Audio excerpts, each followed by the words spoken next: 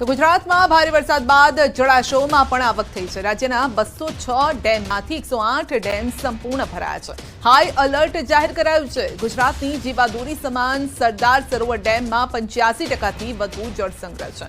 સરદાર સરોવર સહિત કુલ 207 જળાશયોમાં પણ કુલ સંગ્રહ શક્તિના 80%થી વધુ જળસંગ્રહ છે। ગત વર્ષે આ જ દિવસે રાજ્યમાં કુલ 76%ની સામે અત્યારે 80%થી વધુ જળસંગ્રહ થયો છે।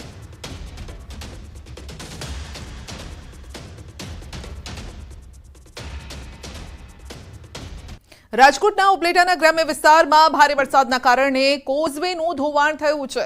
મોટી પાનેલીથી સીમ વિસ્તાર વાવડિયા તરફ જવાના કોઝવેમાં ધોવાણ થયું છે। મોટી પાનેલીના કપૂરિયા હોકડા ઉપર બનાવેલ કોઝવે તૂટી ગયો છે। કોઝવે તૂટી જતા ઘણા ખેતરમાં જવાનો રસ્તો પણ તૂટી ગયો છે। 3 વર્ષમાં 3 વખત કોઝવે બનાવાયો છે, પરંતુ વરસાદના કારણે સતત 3 વર્ષ થતા ધોવાણ 3 વખત આ ધોવાણ થયું છે આ કોઝવેનું।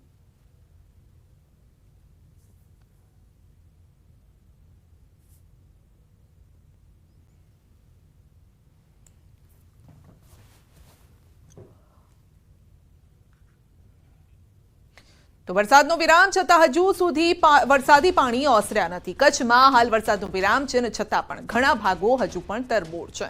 માંડવીના બાબાવાડી વિસ્તારમાં હજુ પણ ઘણા વિસ્તારોમાં ઘૂંટણસમા પાણી ભરેલા છે।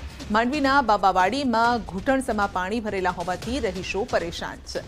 વરસાદી પાણીનો નિકાલ ન હોવાથી રહીશોમાં રોષ પણ જોવા મળી રહ્યો છે।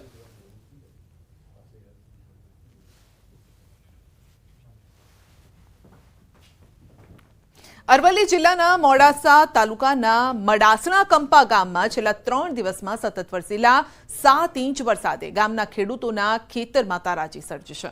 મેદાન જેવા ખેતરોને વરસાદના પાણીએ કોતરમાં ફેરવી નાખ્યા છે, જેના કારણે ખેડૂતો મુશ્કેલીમાં છે। આ કંપા ગામમાં 50થી વધુ ખેડૂતોની 20થી વધુ વીઘા જમીન વરસાદી પાણીમાં ધોવાઈ ગઈ છે, જેના કારણે ખેડૂતોની હાલત કફોડી બની ગઈ છે। ખાસ કરીને મદાસના કંપામાં 1000 વીઘા જમીનમાં ખેડૂતોએ મગફળીના પાકનું વાવેતર કર્યું હતું, પરંતુ વધુ પડતા વરસેલા વરસાદે આ ખેડૂતોને પાયમાલ કરી નાખ્યા। પાક તો ધોવાઈ ગયો, ખેતરોને પણ ખતમ કરી નાખ્યા। ખેડૂતો હવે સરકાર પાસે સહાયની આશા રાખીને બેઠા છે। આ જે જગ્યાએ આપણે ઊભા છીએ એ જગ્યા અમારી છે અને અમે એમાં ખેતી કરીએ છીએ વર્ષોથી। દર સાલ વરસાદ પડે છે, એનાથી આ સાલ થોડો વધુ પડતો પડ્યો અને ખેતર આખું ધોવાઈને વાંગું જ બની ગયું છે। હવે પરિસ્થિતિ એવી નથી કે અમે એને રિપેર કરી શકીએ। સરકાર કંઈક મદદ કરે તો સારું। 5.5 વીઘાના ખેતરમાં બિલકુલ 2 ભાગ પડી ગયા છે। બંને બાજુથી સંપૂર્ણ માટી ધોવાઈને જતી રહી છે અને નાળું નદી થઈ હોય એવી સ્થિતિ થઈ છે। પાકને પણ નુકસાન છે। ગામમાં બાકી બીજા 2 ખેડૂતોનું આ જ પ્રકારનું બહુ મોટું નુકસાન છે અને એ પણ લગભગ 2-3 વીઘા જમીન ગયેલી હોય એવી સ્થિતિ છે। અમારે અહીં લગભગ આ અઠવાડિયામાં જે વરસાદ પડ્યો એ લગભગ 25 ઇંચ વરસાદ પડ્યો, એટલે રોજનો 5 ઇંચ ને એક રાતે તો 8 ઇંચ વરસાદ પડ્યો, જેના કારણે અમારા એ મેશ્વા નદીના કિનારે જે ખેતરો આવેલો છે એ લગભગ ઓછામાં ઓછા 20થી 25 વીઘા જમીનમાં ખૂબ મોટું નુકસાન થયું છે। રાજ્યમાં મુશળધાર વરસાદ પડ્યો, અનેક લોકોના ઘરમાં પાણી ઘૂસ્યા, પાણી ઓસરી પણ ગયા છે, લોકો રહેવા પણ લાગ્યા છે, પરંતુ ધરતીનો જે તાજ છે, જે લોકો સુધી અન્ન પહોંચાડે છે, તેની પણ સ્થિતિ જોવા જેવી છે। હું એક ખેતરમાં ઊભો છું કે જે ખેડૂતનું જે ખેતર હતું 5 વીઘાનું આ ખેતર હતું, હવે માત્ર તેની પાસે બચ્યા છે 3 વીઘા। 2 વીઘા જેટલું આ જે ખેતર છે એ ખેતર આખું જમીન સાથે માટી સાથે તણાઈ ગયું છે। આપ જોઈ શકો છો દ્રશ્યોમાં કે મોડાસાના મડાસણા કંપામાં જે ખેડૂતોની હાલત થઈ છે વરસાદમાં, માત્ર 1 કલાકમાં 6 થી 7 ઇંચ વરસાદે જે ખેડૂતો માથે આભ ફાટ્યું છે એવી સ્થિતિનું નિર્માણ થયું છે કે ખેડૂત હવે ખેતી કરવા લાયક રહ્યો નથી, કારણ કે સરકાર પાસે હવે અપેક્ષા રાખી રહ્યો છે કે સરકાર મદદ કરે। કારણ કે જે પ્રકારે આપ જોઈ શકો છો કે નદી કોતર જેવી હાલત ખેતરની બની છે। એક આખું ખેતર જે પ્રકારે પાણીમાં સમાઈ ગયું છે, તેના કારણે સ્થિતિ ખૂબ જ દયનીય છે। ખેડૂતો જે પ્રકારે આંખો ભીની છે ખેડૂતોની કે ખેતરમાં જવું તો જવું કેવી રીતે, એક આખું ખેતર ગાયબ થઈ ચૂક્યું છે, જ્યારે પોતાની આજીવિકા આજે જે કુદરતે છીનવી લીધી છે એ સ્થિતિમાં સરકાર પાસે ખેડૂત મદદની અપેક્ષા રાખી રહ્યો છે। હાર્દિક પટેલ, ન્યૂઝ 18 ગુજરાતી, મડાસના કંપા ગામ, અરવલ્લી। સુરત સહિત દક્ષિણ ગુજરાતમાં ભારે વરસાદના લીધે 15,000 એકર શેરડીના પાકમાં સફેદ માખીનો ઉપદ્રવ વધ્યો છે. ખેડૂતોને પારાવાર નુકસાન થયું છે અને સાથે ભારે વરસાદના કારણે સુરત, તાપી સહિત દક્ષિણ ગુજરાતના જિલ્લાઓમાં ભારે નુકસાન થયું છે. ખેડૂત આગેવાન જયેશ દેલાડે રાજ્યના કૃષિ મંત્રીને ખેડૂતોએ સહાય પૂરી પડાય તે પ્રકારની માંગ કરી છે. તો શેરડીના 3 લાખ એકર પાકમાં મોટાભાગમાં પાકને વ્યાપક નુકસાન છે. જિલ્લાના ઓલપાડ, કુત્સડ, કીમ, પલસાણા, બારડોલી સહિતના વિસ્તારમાં સફેદ માખીનો ઉપદ્રવ છે અને ત્યારે વરસાદથી ખેતી પાકોને થયેલા નુકસાનીનો સર્વે કરવાની સહાયમાં જીવાતથી અસરગ્રસ્ત ખેડૂતોનો પણ સમાવેશ કરવાની માંગ ઉઠી છે. આવનાર દિવસોમાં કૃષિ મંત્રીને અમે વિનંતી કરી છે કે જે સફેદ માખીના ઉપદ્રવને કારણે ખેડૂતોને ખૂબ નુકસાન થયું છે એમને પણ આવડી લઈને ખેડૂતોને સહાય થાય, સર્વે થાય એવી અમે માંગ કરી રહ્યા છીએ. પંચમહાલના હાલોલમાં એલેમ્બિક કંપનીની દિવાલ ધરાશાયી થતા કેમિકલયુક્ત પાણી ખેતરોમાં ઘૂસી ગયું છે. ખેડૂતોનો આક્ષેપ છે પાનેલાવ ગામના ખેડૂતોના તુવેર, મગફળી, દિવેલા સહિતના પાકને ભારે નુકસાન થયું છે. તો જમીનનું ધોવાણ થઈ ગયું છે. 1 વીઘા દીઠ અંદાજિત 40,000નું નુકસાન છે. તો વરસાદી માહોલ દરમિયાન કંપની દ્વારા પાણીનો નિકાલ સીધો ખેતરોમાં કર્યો છે તેવો ખેડૂતો આક્ષેપ લગાવી રહ્યા છે અને સ્થાનિકોએ પારેલાવ પંચાયત, તાલુકા પંચાયત અને જીપીસીબીને પણ રજૂઆત કરી છે. નુકસાનીનું વળતર માંગ્યું છે. ખેડૂતોએ કંપની વિરુદ્ધ કાર્યવાહી કરવાની પણ માંગ કરી છે. ગામનું નામ પાનેલાવ છે. અમારા ગામમાં એલેમ્બિક નામની કંપની આવેલ છે. એ કંપનીની પાછળ ઘણા બધા ખેડૂતોના ખેતરો આવેલા છે. એ ખેતરોની પાછળ કંપનીનો કોટ છે. તેની નીચેથી કેમિકલવાળું પાણી અને ત્યાં પાણી આવેલું, તેના લીધે ઘણા બધા ખેતરોના પાક નિષ્ફળ ગયા. કંપનીથી કયું વળતર અમને આપવામાં આવ્યું નથી અને અમે આ જાણ ટીડીઓ સાહેબને, મામલતદાર સાહેબને અને જીપીસીબી હાલોલમાં પણ અમે જાણ કરી છે અને હજુ અમને કોઈ યોગ્ય જવાબ મળ્યો નથી ત્યાંથી. અને અમને જ્યાં સુધી વળતર નહીં મળે તો અમે આગળ આંદોલન પણ કરીશું અને કંપનીના ગેટે અમે બધા ખેડૂતો થઈને બેસી જશું ધરના પર. મોરબીના માળિયા મિયાણા તાલુકાના પૂર અસરગ્રસ્ત ગામોની મુલાકાત દરમિયાન ધારાસભ્ય કાંતિ અમૃતિયાએ આપ્યું મહત્વનું નિવેદન. તેમણે કહ્યું કે તમામ સરપંચ, તલાટી મંત્રીઓને સ્વભંડોળમાંથી વરસાદ પ્રભાવિત લોકો માટે રૂપિયા વાપરવા માટે ખુલ્લી છૂટ છે. ધારાસભ્યએ વધુમાં કહ્યું કે કોઈપણ ગ્રામ પંચાયતમાં થયેલ ડેમેજને રિપેરિંગ કરો. બધી પંચાયતોમાં પૈસા પડ્યા છે. સ્વભંડોળમાંથી પૈસા વાપરો. કોઈની મંજૂરી લેવાની જરૂર નથી. કોઈ ઓડિટ નહીં આવે અને તમને કોઈ પ્રકારની તકલીફ પણ નહીં પડે. બધી પંચાયત પાસે, બધાય પાસે પૈસા પડ્યા. આજે હું લગભગ 12 ગામનો પ્રવાસ કર્યો. બધાય સરપંચને પૂછ્યું તમારા ખાતામાં કેટલા છે? 5 લાખ, 7 લાખ. એટલે મારી વિનંતી છે કોઈની કાંઈ મંજૂરી નથી લેવી. સરપંચ અને મંત્રી સાથે મળીને ગામમાં પણ જે પણ જરૂરિયાત હોય એ કામ ચાલુ કરી દો. તમારું કાંઈ ઓડિટ નહીં આવે ને તમને કાંઈ તકલીફ નહીં પડે. દાહોદ જિલ્લામાં વરસાદ બાદ જિલ્લા કલેક્ટરે ઝાલોદ તાલુકાના અસરગ્રસ્ત સ્થળોની મુલાકાત લીધી હતી અને જિલ્લા કલેક્ટર યોગેશ નિરગુડે મુલાકાત કરી નુકસાનીનો તાગ મેળવ્યો છે. તેમજ વરસાદમાં થયેલ નુકસાનનું તાત્કાલિક ધોરણે સર્વે કરવા અધિકારીઓને સૂચના આપી છે. ઝાલોદ પ્રાંત કચેરી ખાતે અધિકારી સાથે સમીક્ષા બેઠક પણ કરી. ઉપરાંત ગરાડુ પ્રાથમિક શાળા, ગ્રામ પંચાયત અને આરોગ્ય કેન્દ્રની પણ મુલાકાત લીધી છે. જે ઘરોમાં વરસાદના કારણે નુકસાન થયું હોય તેની મુલાકાત લઈ નુકસાનીનો તાગ મેળવ્યો છે.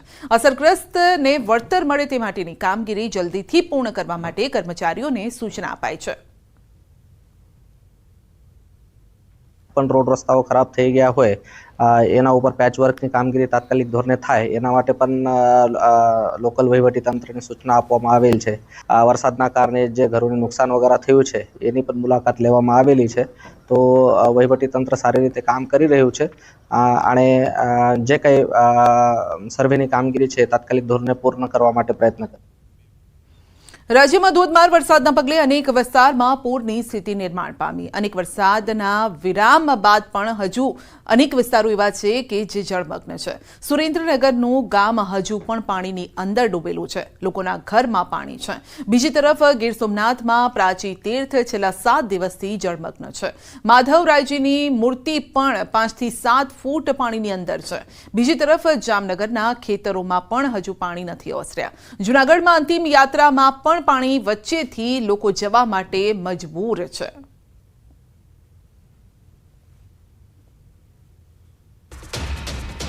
તો સુરેન્દ્રનગરના થાન તાલુકાના તરણેતરના ખાતે વિશ્વ પ્રસિદ્ધ તરણેતરનો ભાતીગળ લોકમેળો ચાલુ વર્ષે પણ પરંપરાગત રીતે યોજાશે। 6 સપ્ટેમ્બરથી 9 સપ્ટેમ્બર સુધી યોજાનાર આ મેળાના આયોજનને લઈને તરણેતર ગ્રામ પંચાયત ખાતે બેઠક યોજાઈ। ચાલુ વર્ષે પણ રાબેતા મુજબ તરણેતરનો લોકમેળો 4 દિવસ માટે યોજવાનો નિર્ણય લેવાયો છે। આ બેઠકમાં સાંસદ ચંદુભાઈ શિહોરા, કલેક્ટર કેસી સંપટ, જિલ્લા પોલીસ વડા ડોક્ટર ગિરીશ કુમાર પંડ્યા સરપંચની ઉપસ્થિતિ રહી અને આ અગાઉ તરણેતર ગ્રામ પંચાયત દ્વારા વરસાદની પરિસ્થિતિને ધ્યાને લઈને મેળો નહીં યોજવા થોડા દિવસો પહેલા કલેક્ટરને રજૂઆત પણ કરી હતી। પંચમહાલ જિલ્લામાં વરસાદે વિરામ લીધો છે અને ત્યારે ભાદર સહિતના ઉપરવાસના ડેમમાં પાણી છે। પોરબંદર જિલ્લામાં એ પાણી ફરી વળ્યા। ખાડી કાંઠાના વિસ્તારો તેમજ ઘેડ પંથકમાં પાણી ભરાયા। પૂરગ્રસ્તોને એસડીઆરએફ, નેવી, કોસ્ટગાર્ડની મદદથી સહી સલામત સ્થળે ખસેડવામાં આવ્યા। પૂરગ્રસ્ત વિસ્તારોમાં તંત્રએ 91 લોકોનું રેસ્ક્યુ કર્યું, 50 લોકોને એરલિફ્ટ કર્યા, 1800 જેટલા લોકોનું સ્થળાંતર કરવામાં આવ્યું છે। તો સાયક્લોનને લઈને જિલ્લા વહીવટીતંત્ર અલર્ટ મોડ પર, માછીમારોને દરિયો ન ખેડવા પણ અપીલ કરાઈ છે।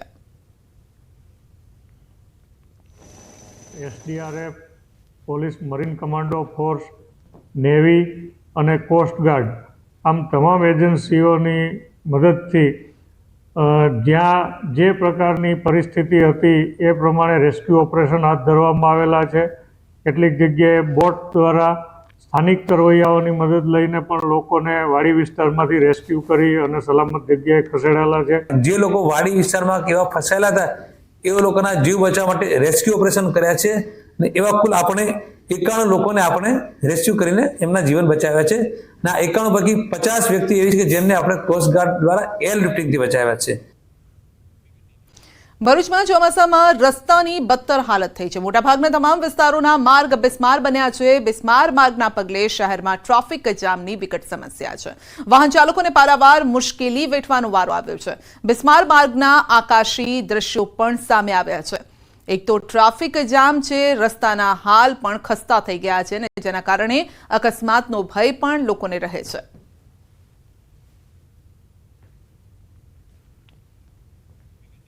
બનાસકાંઠામાં ખેડૂતોએ વરસાદી પાણીનો સિંચાઈ માટે સંગ્રહ કર્યો છે। ખેડૂતોની આ પહેલથી ભૂગર્ભનું જળસ્તર ઊંચું આવ્યું છે। ડીસા તાલુકાના માલગઢ ગામમાં ખેડૂતોએ વરસાદી પાણીને જમીનમાં ઉતારવા ઢાળ પરથી એક પ્લાન્ટ તૈયાર કર્યો।